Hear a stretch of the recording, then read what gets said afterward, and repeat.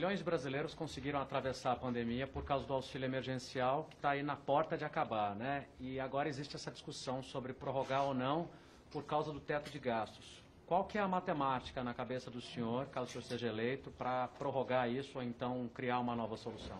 Bom, primeiramente o conceito é de um compromisso muito fiel e muito grande com a responsabilidade fiscal, com a obediência ao teto de gastos. Não se pode gastar aquilo que não se tem.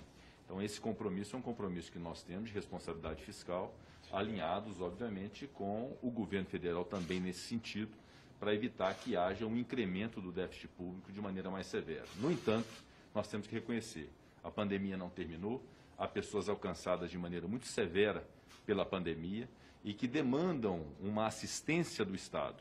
Se isso se dará numa modalidade de auxílio emergencial ou algo análogo a isso, algum novo programa, ou no incremento do Bolsa Família, essa é uma solução que se dará a partir da reunião do Colégio de Líderes do Senado Federal, que se possa instituir ali o diálogo para poder definir a melhor forma de fazer isso, e é fundamental que haja um diálogo com o Ministério da Economia para se encontrar uma matemática possível, que eu sei que é difícil, de tentar compatibilizar o teto de gastos públicos com a necessidade de amparar pessoas que estejam vulnerabilizadas pela pandemia. Isso pode ser ampliando, por exemplo, o Bolsa Família, se não for o auxílio de 600, o Bolsa Família num valor menor para mais gente. São alternativas possíveis que devem ser aferidas por técnicos, pelos economistas, pelo Ministério da Economia, pela participação dos senadores e das senadoras, e encontrar dentro de um diálogo de objetivo para ontem, porque isso precisa ter agilidade na solução, não se pode trabalhar com tempo nisso,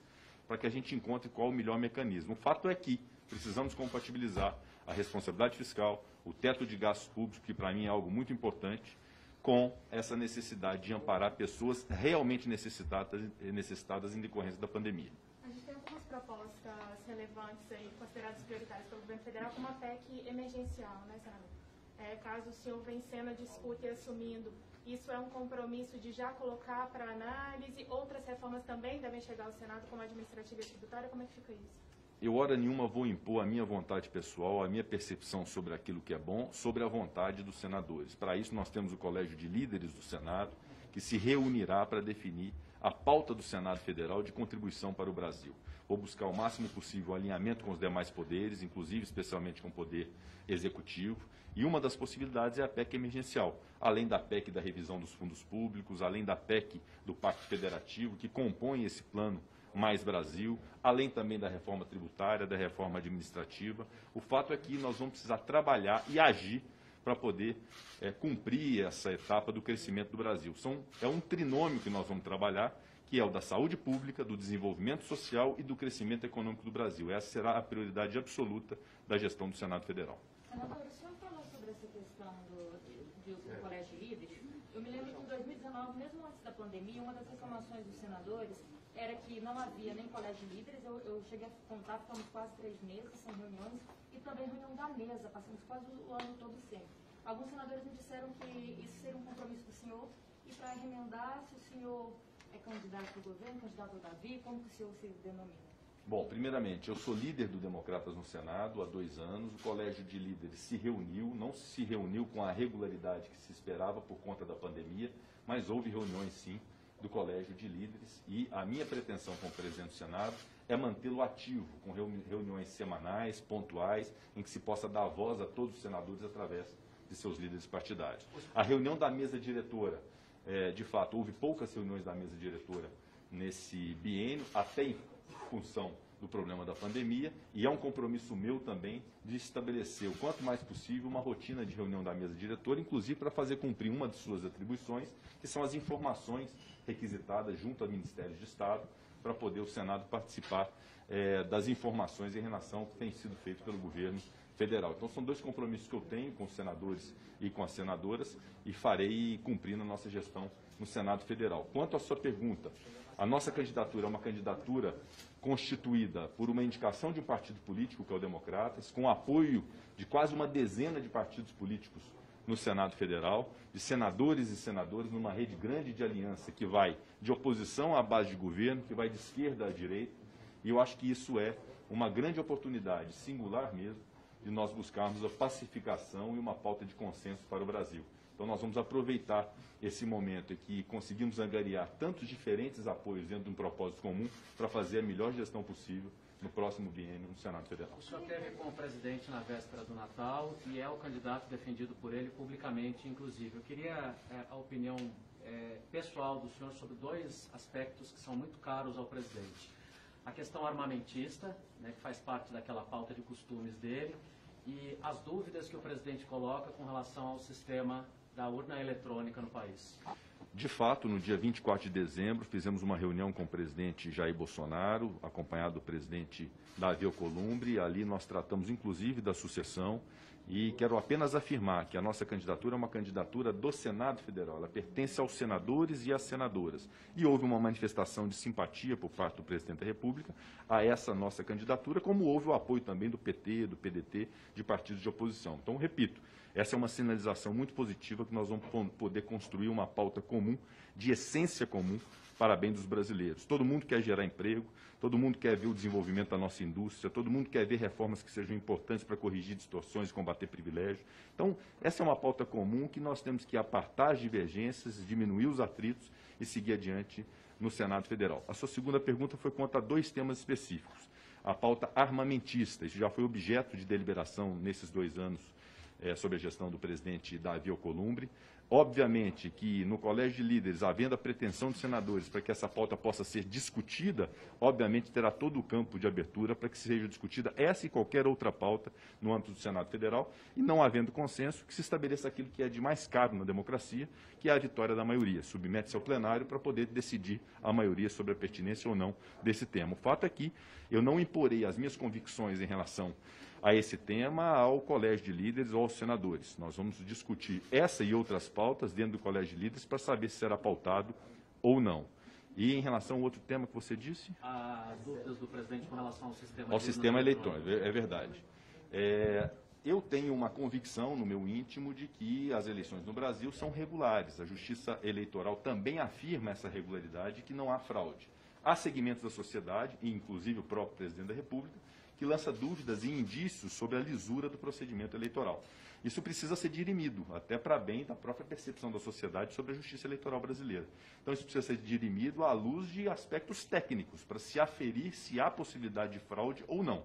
A proposta desse voto impresso, que sempre gerou algum tipo de preconceito, se aprofundar a respeito dela, que não afeta o sigilo das votações, tampouco é capaz de exercer algum tipo de controle sobre a liberdade de escolha do voto pelo eleitor no sistema secreto, na verdade, é tão somente a possibilidade de se materializar fisicamente no papel, dentro da urna, a contabilização dos votos para uma eventual recontagem. Então, essa é uma discussão que, se o Colégio de Líderes entender que é pertinente fazê-la, até para dirimir essas dúvidas, eu acho que será um bom proveito para a sociedade brasileira ter essa discussão e essa definição, estipando qualquer dúvida sobre a lisura do processo eleitoral brasileiro. Agora, sobre porte e posse de armas, senador, desculpe insistir, a ampliação disso, a opinião pessoal do senhor é contra ou a favor? A minha opinião pessoal, já externada, inclusive votações no Senado Federal, é de que a posse de arma de fogo para a proteção do cidadão e da sua família, com critérios psicotécnicos de antecedentes da pessoa, é algo absolutamente tolerável e aceitável dentro da sociedade. Houve, inclusive, um projeto de alargamento do conceito de domicílio para a posse de arma no meio rural, que também foi um projeto aqui apreciado no Senado Federal. Há a situação dos colecionadores, atiradores e caçadores, os CACs, que podem, eventualmente, sendo aptos a manusear arma de fogo, podem ter algum tipo de flexibilização nesse sentido, mas quanto ao porte de arma de fogo, eu tenho as minhas restrições de se armar a população com a quantidade de violência que nós temos, com o déficit que nós temos, de armar a população indiscriminadamente, algo que eu sou definitivamente contra. Mas não imporei qualquer vontade minha pessoal, qualquer percepção minha pessoal, a um colegiado. Isso deverá de ser deliberado pela maioria do Senado Federal no momento oportuno. E vários processos do Conselho de Ética não tiveram desfecho. Inclusive, a sociedade cobrou muito em vários casos, e entre eles também tem o caso do senador Flávio Bolsonaro. E aí eu queria saber, você assumindo, qual seria a previsão de retorno do Conselho de Ética? Isso seria possível? Ou seria possível equacionar isso aí por meio de sessões virtuais? plástico, foi uma coisa que chegou a ser colocada, mas que acabou não indo para frente?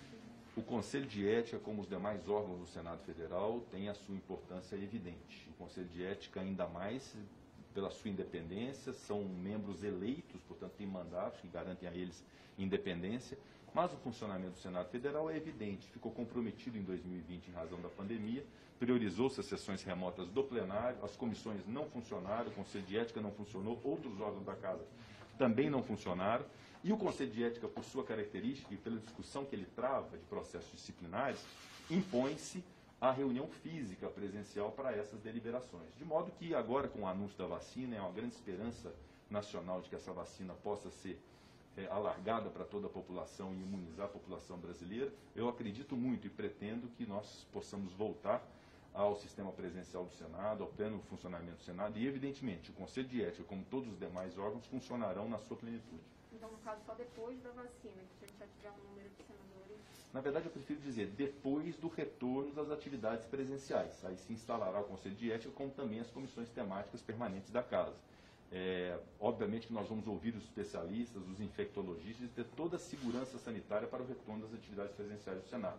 E é o que eu vou buscar fazer a todo instante, que é buscar sem atropelos, sem forçar a barra, como diz na linguagem popular, para que se volte a qualquer custo. Nós vamos buscar ter segurança para retornar às atividades. E retornando às atividades, retornará a atividade do Conselho de Ética. Não só para o senador Flávio Bolsonaro, que é o motivo da sua pergunta, mas para todos os outros 80 senadores que, se eventualmente tiverem representações contra si, terão o direito de poder fazer prova e demonstrar suas defesas em relação a esses fatos apontados. Senador, quantos votos o senhor acredita que acumula até o momento? E a eleição no Senado acontece dia 1º ou dia 2º de fevereiro, só para a gente ter...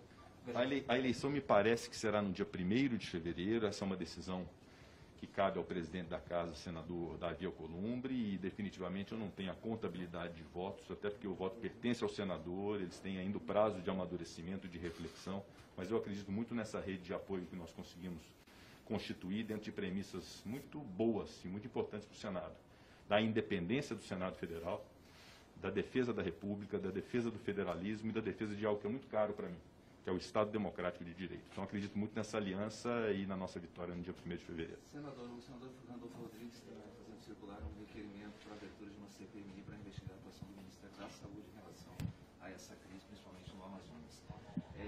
Obtendo o número mínimo necessário para a abertura, o senhor pretende dar um encaminhamento, pretende dar celeridade ao processo? Qual a sua posição em relação a isso? A questão de CPI dessa ou de qualquer outra é fundamental que haja a materialização do pedido com os fundamentos e a base legal e a base fática para poder ter uma manifestação mais precisa em relação a isso. Falar por hipótese, em razão da questão do Ministério da Saúde, daquilo que foi errado ou não, eu acho um tanto temerário. Aguardemos o requerimento, aguardemos a formalização para uma decisão oportuna em relação a essa matéria. Falando no senador Randolfo, como está a situação com a rede? De bastante expectativa da minha parte, é um partido que eu estimo, prezo, 2 senadores que são extraordinários, de atuação muito destacada na casa, o senador Fabiano Contarato e o senador Randolfo Rodrigues, e há perfeitamente a possibilidade de nós alinharmos um propósito comum para bem do Senado Federal e do povo brasileiro. Senador, desculpa. Eu queria saber qual que é na verdade, a ação, né, do Alcolumbre na sua campanha e se há a possibilidade dele ser vice na chapa. O presidente Davi Alcolumbre, eu devo reconhecer os méritos, os avanços, a qualidade do seu mandato nesses 2 anos à frente do Senado Federal.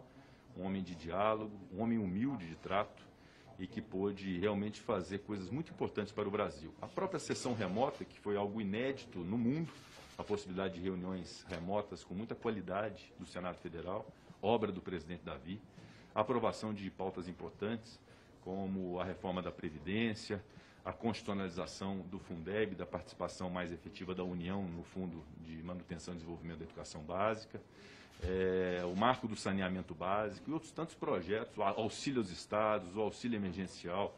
Então, realmente foi uma gestão muito destacada e eu tenho uma grande responsabilidade de dar continuidade àquilo que de bom o presidente Davi Alcolumbre realizou nesses 2 anos no Senado. Obviamente, com a minha própria marca, com coisas que serão evidentemente diferentes, porque é natural que o sejam, até pelo momento do país, que será diferente dos últimos 2 anos. Então, eu tenho no presidente Davi sempre uma inspiração importante e é um grande apoiador que tem nessa caminhada à presidência do Senado, sem dúvida alguma. é destacado o seu apoio a mim, a sua confiança a mim, eu haverei de honrar o presidente Davi e todos os senadores e senadoras da República. A votação será presencial, senador? Está mantida essa votação aqui, em cédula? Se o senhor for convidado a opinar, o que o senhor defende? O regimento interno impõe que seja a eleição por cédula e presencial. Então, haverá de ser essa eleição presencial. Obviamente que é uma reflexão que a mesa diretora haverá de fazer nos próximos dias. O presidente Davi pode ser o vice? Perguntou sobre o vice. Olha, a questão, nós vamos tentar compatibilizar o máximo possível a regra da proporcionalidade dos partidos políticos na composição da mesa diretora, até para poder pacificarmos o Senado. É a minha intenção, nós temos a participação de todos os partidos políticos e não há definição ainda em relação aos partidos, nas respectivas vagas da mesa diretora, tampouco os nomes que serão escolhidos. Isso será no momento oportuno a discussão interna de cada um dos partidos. E das desculpas, porque eu cheguei logo depois, eu gostaria de saber do senhor a respeito da afirmação que o senhor fez hoje em relação à criação de um novo auxílio emergencial, ou a ampliação do Bolsa Família. Perfeito. Eu respondi um pouco antes isso, eu vou responder novamente. Na verdade, eu disse que nós temos um grande respeito e uma obediência à responsabilidade fiscal. O teto de gastos deve ser observado para bem do país. Não se gasta mais do que se tem e do que se arrecada. Então, essa responsabilidade fiscal é fundamental e será uma premissa que nós vamos construir de consenso no Senado, juntamente com o governo federal. No entanto, é inegável o momento que nós estamos vivendo, de uma excepcionalidade abissal, de uma pandemia que assolou milhares de brasileiros, que tornou esses brasileiros muito vulneráveis.